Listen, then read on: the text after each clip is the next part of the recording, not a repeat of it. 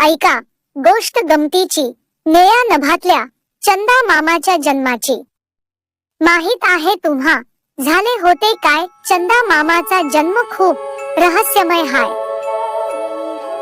कोट्यावधी वर्षापूर्वी मंगळा समग्रह भटकत आला पृथ्वीवर। तो तेव्हा किती भयंकर आदळला।